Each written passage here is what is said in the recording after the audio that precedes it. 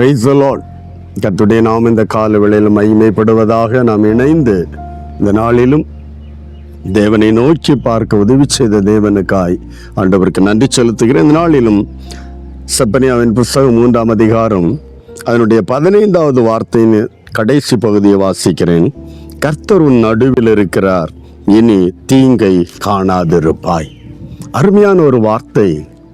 இந்த கால வேளையில கர்த்தர் நம் நடுவில் இருக்கும்போது தீமை நம்மை நெருங்குவதில்லை, காண மாட்டா என்றால் நம்மை அணுகுவதில்லை. இந்த காலையில தேவன் நம்மோடு இருந்தால், நாம் கிதியோனோடு கர்த்தருடைய தூதன் சொன்னார், பராக்கிரமசாலியே கர்த்தர் உன்னோடு இருக்கிறார். ஆனா உடனே அவன் சொன்னான், இதுவரை நடந்த சம்பவங்கள், இதுவரை நடந்து ஒரு அன்று வரை நடந்து கொண்டிருந்த சம்பவங்களை பார்த்தால் கர்த்தர் எங்களோடு இல்லை என்பதின் விளைவு. பல நேரம் நாம் இந்த வார்த்தை வரும்போது நினைக்கலாம், தேவன் என்னோடு இருக்கிறார் என்று நினைக்கிறோம், விசுவாசிக்கிறோம், நல்லது. ஆனால் இருந்தால் இப்படிப்பட்ட தீமைகள் எதற்கு வருகிறது என்று பல நேரம் இந்த கால வேளையில பழைய ஏற்பாடின் நாட்களை போன்ற அல்ல, புதிய ஏற்பாடில் ஆண்டவர் இயேசு நமக்கு தந்திருக்கிற வார்த்தை, ஆமீன், இதோ உலகத்தின் முடிவு வரையும் நான் உன்னோடு இருக்கிறேன் என்று.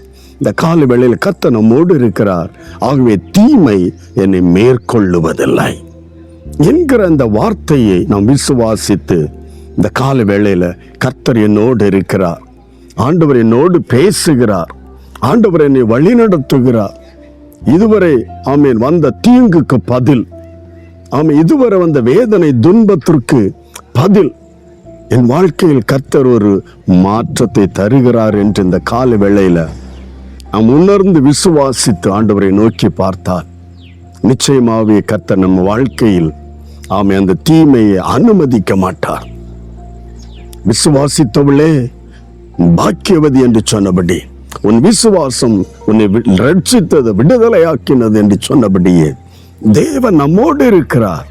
கர்த்தர் உன்னை விட்டு விலக மாட்டேன் என்று வாக்கு பண்ணின கர்த்தர் நம்மோடு இருக்கிறார் என்று விசுவாசிப்போம். ஆண்டவரே, நீ என்னோடு இருப்பதற்காய் நன்றி என்று ஆண்டவரை துதித்து தேவனை மகிமைப்படுத்தி தீமை அணுகாது.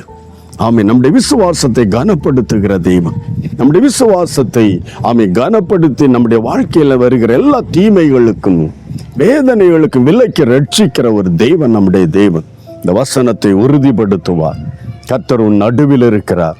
இதை விசுவாசித்து நம்மோடு இருக்கிற தேவனை துதிக்க, நம்மோடு இருக்கிற தேவனோடு பேச நாம் கற்றுக்கொள்ள வேண்டும். ஆண்டவரே, நீ தனிமையாய் போகும்போது என்னோடு இருக்கிற தேவனோடு நான் பேச ஆரம்பித்தேனானால் ஆண்டவர் நம்மை வழி நடத்துவார், போதிப்பார், பாதைகளை செவ்வைப்படுத்துவார், நேர்வழி நடத்துவார், அருமையாய் நம்மை பாதுகாப்பார். இந்த காலவேளையில நம்மோடு இருக்கும் தேவனை உறுதிப்படுத்தி கொள்வோம், விசுவாசித்து அதை கனப்படுத்தி கொள்வோம். கர்த்தர் என்னோடு இருக்கிறார், கர்த்தர் என்னை விட்டு விலகவில்லை, என்னோடு இருக்கிற ஒரு தேவன் அவர் என்று நம்பி கர்த்தரை இன்னும் பற்றி கொள்ளுவோம். எல்லா தீமைகளுக்கும் இனி தீமை காணாதிருக்கிற தக்க விதத்தில் அற்புதங்களை பெற்றுக்கொள்வோம். கர்த்தர் அப்படி செய்யப்படுறதுக்காய் ஆண்டவருக்கு நன்றி சொல்லுவோம். விசுவாசத்தை உறுதிப்படுத்தி கொள்வோம். ஆமீன். அதை அறிக்கை செய்து ஆமீன் திரும்ப அதை ரினியூ பண்ணி கொள்ளுவோம். கர்த்தர் நம்மோடு இருக்கிறார், தீமையை காண்பதில்லை. கர்த்தர் என்னோடு இருக்கிறார், நான் தீமையை காண்பதில்லை. செபிக்கலாமா?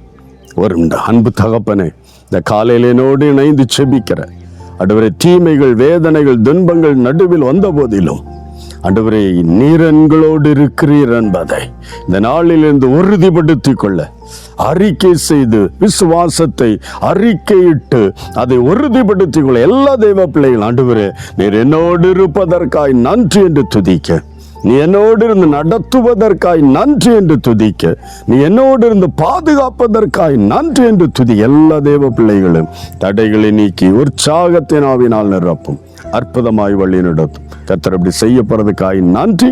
ஆசீர்வதிப்பீராக இயேசுவின் நாமத்தில் பிதாவே, ஆமென். ஆமென். கர்த்தர் உன் நடுவில் இருக்கிறார், இனி தீங்கை காண மாட்டாய். God bless you. Praise the Lord.